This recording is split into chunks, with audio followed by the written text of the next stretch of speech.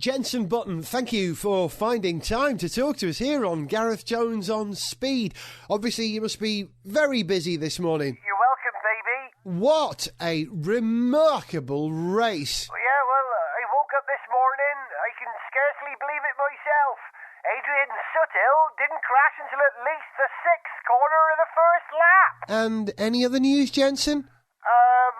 Well... Gareth Jones on Speed! Hello, welcome to Gareth Jones on Speed. I'm Gareth, he's Richard. Hello. And he's Zog. Hello. I know quite a lot has happened in Brazil, but we're going to save our review of Jenson Button World Champion and the whole season for our programme that happens immediately after the Abu Dhabi Grand Prix, because today we want to talk about a few other things, not that we're terribly well prepared. This show doesn't... well, it does. It just sort of happens, really, doesn't it? We just sort of make it up as we go along. Yes, we do. But the nearest we ever get to organising what we're going to talk about in the show is the odd phone call or email that's exchanged. And I had a great... You don't know about this, Doug, but I was talking on the phone to Richard last week, or this week. He was off somewhere. I'm saying, yeah, we're recording that. Can you be there on that date? Yeah. And this conversation, which wasn't very long, was interrupted at least 4 times. Yes, yeah. By Richard noticing extraordinary vehicles going past. Just to fill in, because I was on the M40, I turned off to go and get some petrol at this little petrol station in Gaydon, which is near where Jaguar, Land Rover and Aston Martin are based. So I filled up with petrol and I'd bought a sandwich to eat, so I'd pulled into a lay-by to eat my sarnie. Thought, I'll give Gareth a call while I'm here, just to check we're still recording. We're chatting away, and a new Jaguar XJ went past. Nice start. In dark blue.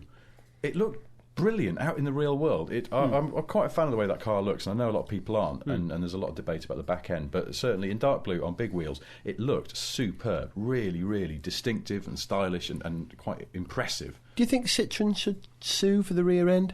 It is quite Citroën, isn't it? It's in a weird way, but not like any sort of specific Citroën you can name. Yeah. But if Citroën had come up with it, you'd have gone, yeah. Oh, yeah, it's a Citroën. Whereas I think it's quite brave for Jag. But I genuinely do like it, and having seen it out in the real world in context with sort of other traffic, it just looked great. But then what was funny was I went to Gareth, thought, I've just seen a new Jag XJ. Oh, God, it looks good. That looks really good. Then I looked in my mirror. There was... nothing coming the other way, and it started weaving wildly side to side across this main road. I'm guessing because it's obviously a development car. Yeah, the test driver was giving it doing a bit of some kind of and calibration thing on the suspension. So then we're chatting away again, and it became the road of interesting cars, because it was like every other car that went by was something a bit interesting. A Ford Racing Puma went by, and they always look good, and you don't see them around so much. So that was great. And then a Fiat Punto Abarth went by. Not many of them to the pound. Exactly, white with the black arch extensions on it. And it looked really cool, and I haven't seen one on the road before. So I thought, Gareth, that's a Fiat Punto Abarth. And then a squadron of fighter jets flew overhead. I'm not making this up, I promise you. I think they were Hawks or something. Like 4 or 5 of them flew overhead. And I went, there's just some fighter planes have just gone overhead. It's really, really strange. And, oh, God, there's a bowl of Wildcats gone by. A bowl of Wildcats? This is sort of Bermuda Triangle in reverse. It was really strange. It was bizarre. And what I didn't tell Gareth was actually just after I came off the phone from him and had set off but driving back towards the motorway, a development mule for that new small Range Rover, the LRX, went past. It was just like a hacked about Freelander. Can you believe that? All covered in black tape. Well, I was right by their R&D place, so it's not totally surprising, but it's still, interesting cars. And so I was on the phone to Gareth after the bowl of Wildcat had gone past and the squadron of fighter planes had gone over. This is like a weird dream. It's like I'm on the phone to Gaz Top, and there's all these interesting cars going past and planes flying overhead. I was half expecting Angela Lansbury to suddenly be in the passenger seat of the car. Yeah, what sandwich was this? What did they put in it? It was an LSD and heroin sandwich with mayonnaise. Had a bit of bad bread, a bit of ergot in me wheat. That's it, ergot. The hallucinogenic mould. Yeah. My job many years ago was to remove the ergot from the wheat in a laboratory I worked in. I know about... Oh, yeah, man. Oh yeah, it's true. Now, I happen to know, Richard, that whilst that was a surreal car moment for both you and me, thank you for sharing on the phone, and now we've shared it with our listeners. Zog, you had an equally surreal car moment. I did have just a couple of days ago. I went to New York for just a couple of days for the wedding of an old friend, and the morning after I got there, we just went out for a little walk around Brooklyn, which is where I was staying. And when we get to about the second intersection of Clinton Street and Union or something... Don't tell us. Okay, right. Well, now, you know. No, Zog's painted the scene now. He's in Brooklyn, New York, right? Now, if you're listening to this show, like Richard and I, probably I know the answer, but I'm sure, Richard, through your head, you're thinking, okay, what's Zog seen in New York? What's the first thing that comes to mind? A New York car was something like kind of 70s caddy, like a real pimptastic caddy, something like that. It wasn't one of those. Would you be likely to see? No. Wasn't one of those, was it? Wasn't it a Checkers Marathon cab either, was it? It wasn't, although I had in my own mind that that'd be the kind of thing that I might be looking out for on the streets. But no, what do I see? A UK-registered Robin Reliant advertising a local fish and chip shop in Brooklyn. On a similar tip, I was in Los Angeles a few years ago, and there was a bit I was driving. Gareth's lost it. Yeah, sorry, I forgot to mention the thought of a Reliant Robin advertising a fish and chip shop. It was just, oh my god, that's so British. And I hear, like, in England, only 3 wheels on the car. They don't have, like, the 4-wheeled car yet. It's turning to Woody Allen. But no, I was in LA, and there was this road that I drove down quite a lot, sort of on the way into Hollywood, and there was a house there that had a Lada Riva on the drive. Oh, I know. But again, I can't even begin. I was so fascinated by it, and I drove down there a few times, and is Alexi Sale working in Hollywood these days? I always thought I should stop and knock on the door, because it's quite a well-to-do neighbourhood as well, sort of that top end of Hollywood. It's not super ritzy like what's it called, Mulholland Drive, but it's nice. And there was a Lada Riva on the drive, and no other cars as well, suggesting it was their only car. Maybe it had been brought in as a prop for a TV show, movie or something. I mean, that's the thing. I guess yes, it could. That's for a very good, plausible reason that I hadn't thought of at the time. I just thought it was a lunatic. Oh, sorry. Just equally possible. I mean, I thought you were going to say out the whole lunatic thing, because what I thought you might be going to say was that it had been brought in by a car manufacturer, to assess and then sold off. Yeah, check out the advanced technology. Exactly. It was just let's have a laugh at the commies bringing one of their awful cars. But there was a thing I was looking at on the internet, an article about the Chevy Volt, and some journalists a few months ago were invited to GM's tech centre to have a look at the latest running prototypes. And there were some pictures of them inside this sort of garage where they'd got them. And in the background, which wasn't mentioned in this article, there was a Fiat 500 just parked up, which obviously... Now, you know that Dodge or Chrysler are going to start selling the 500 in the US, but GM aren't.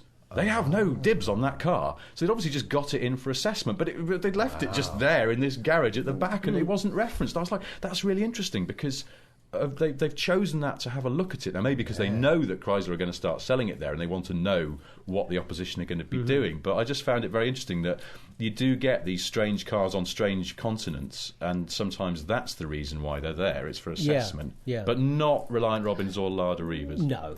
Would you drive... Was it a Robin or was it a Regal? It was a Robin, a proper Robin, was it? It was a proper... It wasn't the trotter vehicle. Forgive me, I'm not a connoisseur of... Did it have square headlights, or were they round ones? It was a later, sort of the slightly... Looked like a Metro at the grill a bit. Yeah. It was a Robin. You're right. Well, they were Rialtos, and then they became Robins again. True. We're displaying too much knowledge about something we shouldn't. No change there.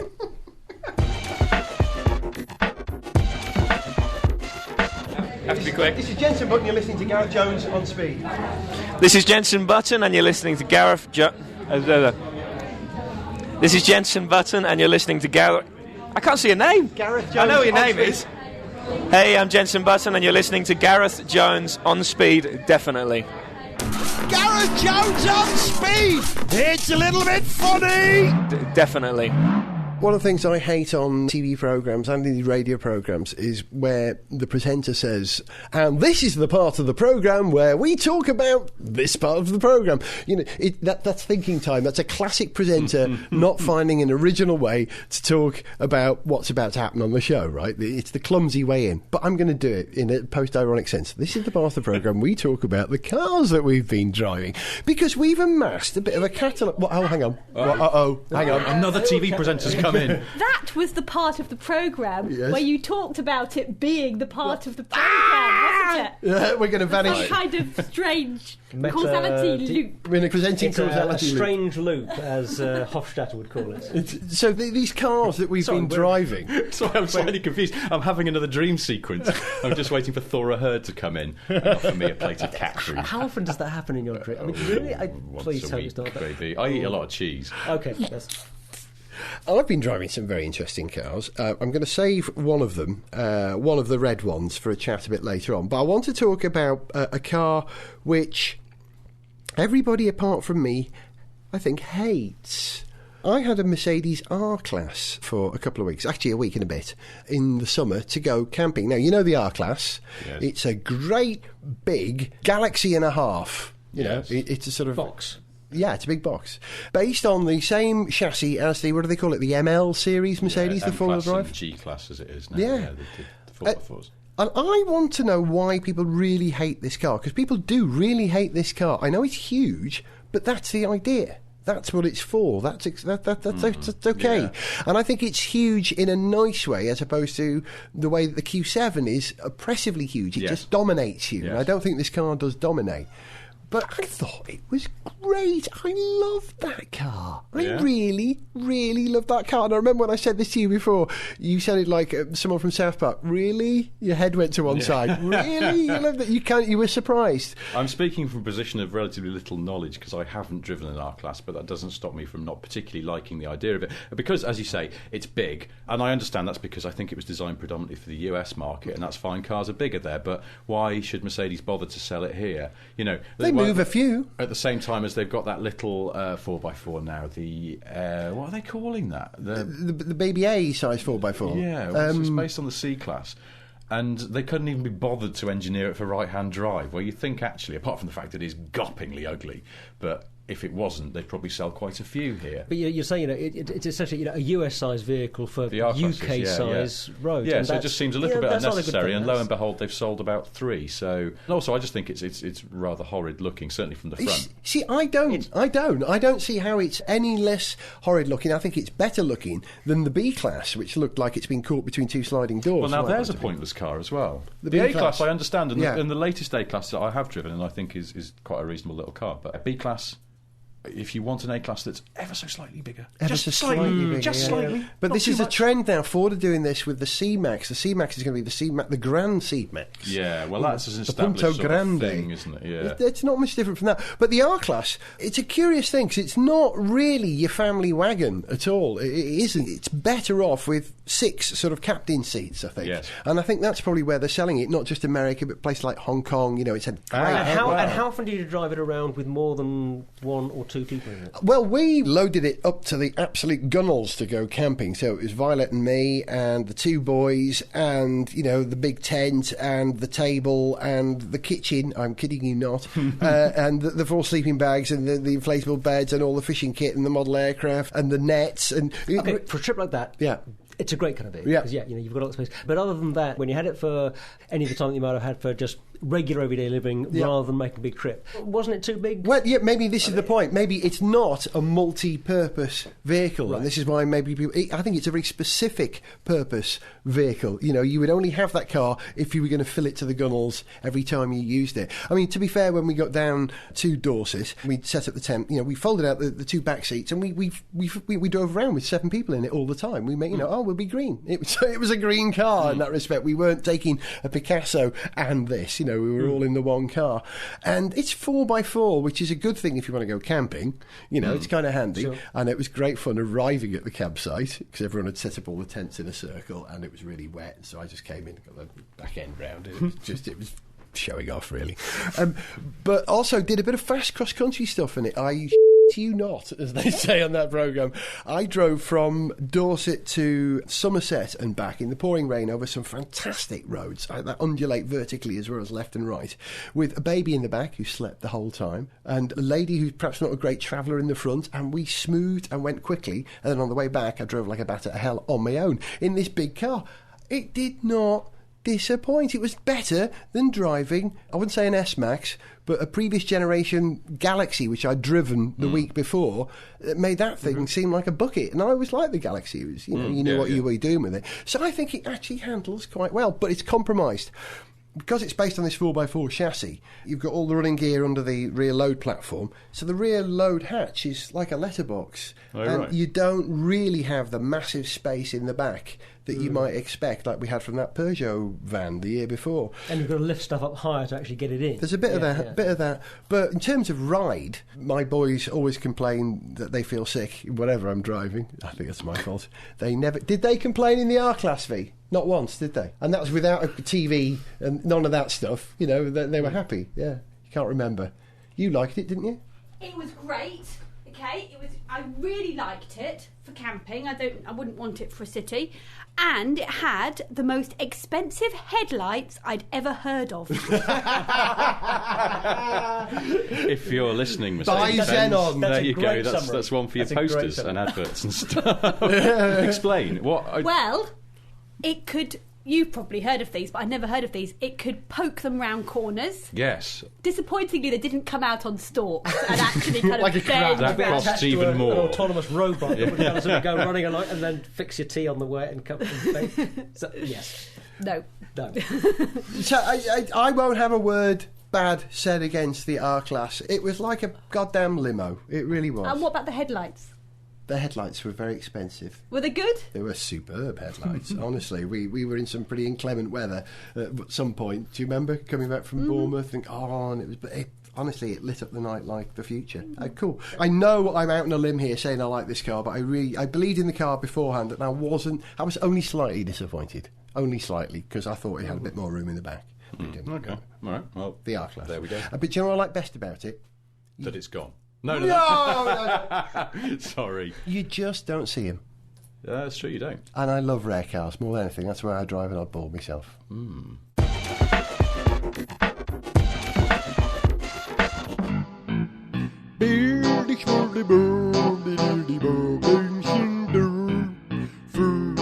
Sven, hi. Trent Steele. We're delighted that Volvo's chosen us at Hot Oxygen as your new branding consultant. So, hey, let's talk. How can we help you guys? Well, in the past, Volvo's always stood for safety, environmental concern, and being sensible. Yeah. But now we would like it to stand for safety, Yeah. environmental concern, Of course. and strawberry flavour. Yeah. What? Strawberry flavour.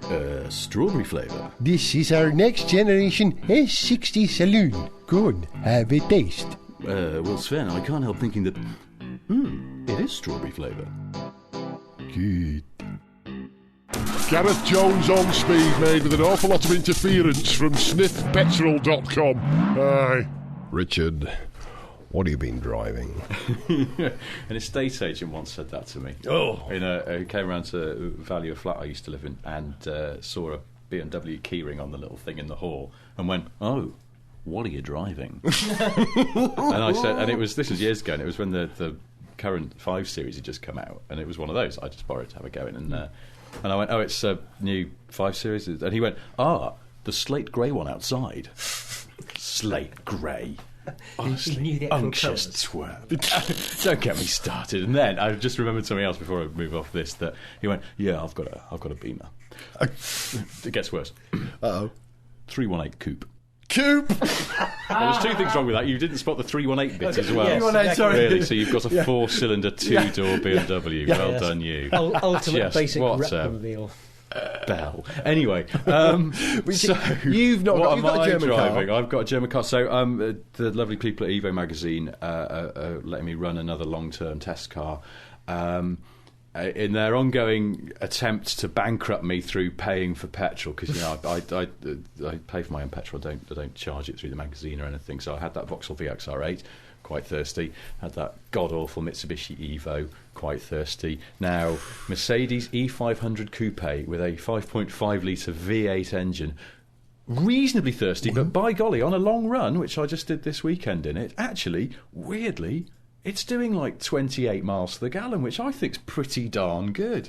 On the It's motorway, very good. because it's a very slippery car, and I think that helps. And it's got a 7-speed box, so I'm guessing that on the motorway, you know, it is high geared. I know, because you can see the rev counter. It's barely ticking over, sir. I got in my coupe. I got 28 miles to the gallon out of that R-Class. What engine was that? It was the 2.8 diesel. Right. Just to recap, this is a 5.5 litre petrol V8. Yeah. But yeah, it's all right. Round town, obviously, you know, it's still pretty thirsty, but it's all right. I don't have an awful lot to say about it because I haven't had it for very long, except that all I can really say is that it's one of those cars that sort of does things you want to do. Is it it's a Q not car?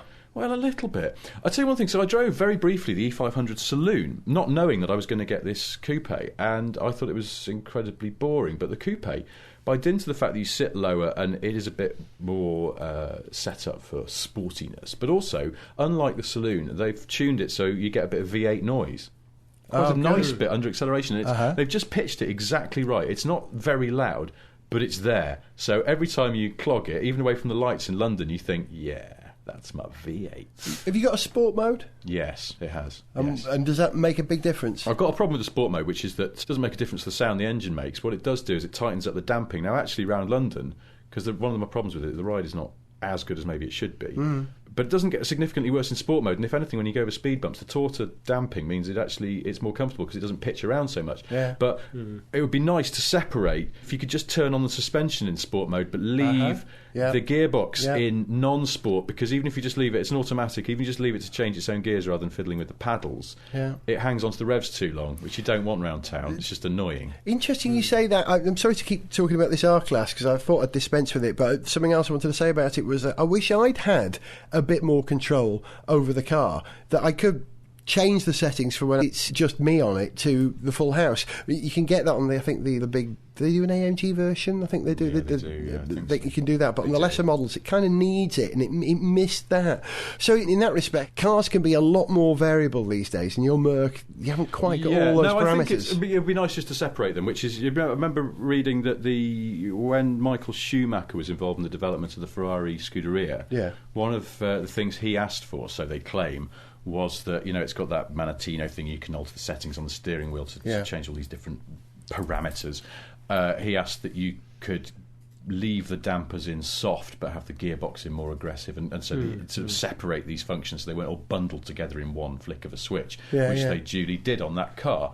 And I would like to be able to do the same on my Mercedes. But what I do like about it is you put it in sport mode and you put the gearbox in manual, you've got these paddles, and if you really want to go for it, then it does become sort of a reasonably convincing sports car that you can chuck around. It's not super sporty, but it's enough.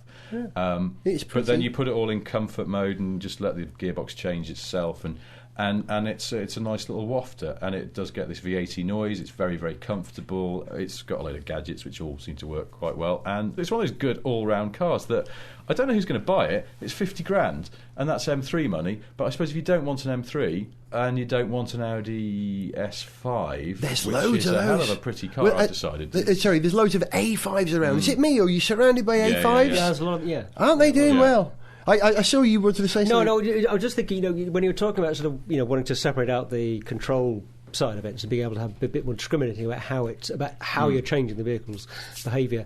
I absolutely take your point, and I think I haven't driven the car, but I could see that I might feel the same thing. But I wonder just, you know, how much that's somebody who's a bit fussy and a bit kind of geeky about cars, and how much most people just want a simpler car that works, and they don't want to be fussed with that. Yeah, and, most people who buy that car, because they've said, I don't want an M3, too noisy and silly and aggressive, and they probably don't want an S5 for the same reason, because again that's a fairly firmly sprung car all the time, and so they've come to this because they maybe can't stretch the big CL coupe, but they want a Merc coupe because maybe the kids have left home and they want to treat themselves. I'm guessing it's for an older person. They'll press that sport button once, decide it's all a bit silly, and never touch it again, and they'll just go back to enjoying the things that Merc coupes have always done rather well, like having a little arm that offers you your seatbelt when you get in, and it's pillarless as well, which is quite nice, and it's just exceedingly comfortable. So I can't really fault it in a major load of ways, but I don't know, I'll fill you in again in a few months' time, because I've got it until sort of the new year, so we'll come back to this. I'm sure we will, and we'll look forward to it. You've been listening to Gareth Jones on Speed with the man called Zog.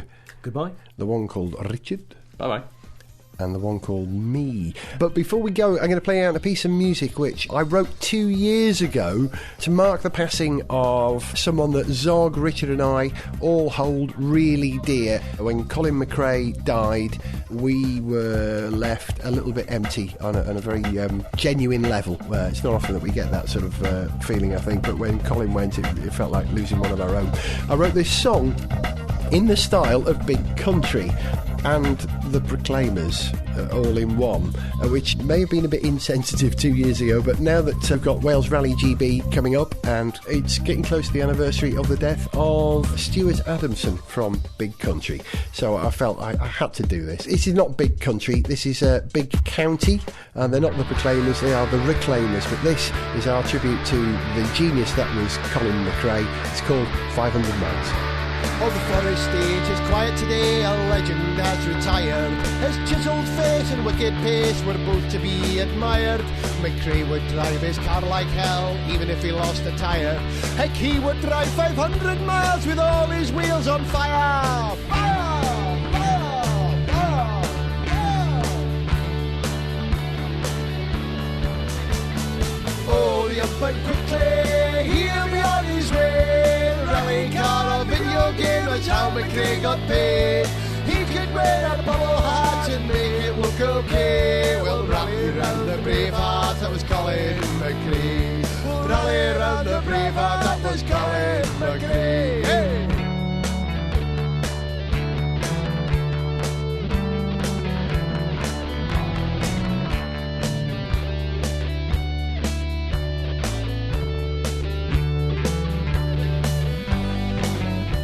When Colin drove with Nicky Grist, it seemed like yesterday. This Celtic click just clicked and quick went quickly straight away. I'm glad to say that I was there and I recall the day when the World Rally Championship was won by Colin McRae.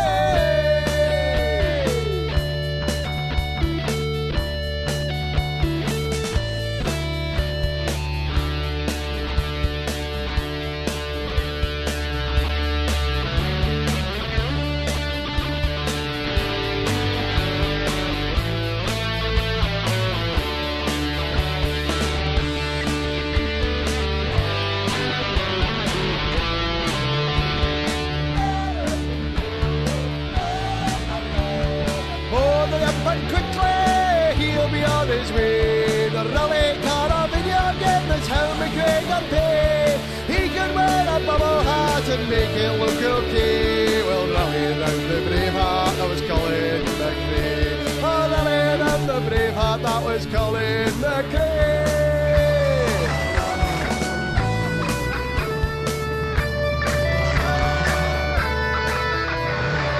Well, you know, come back again. I'll be home by noon on Sunday.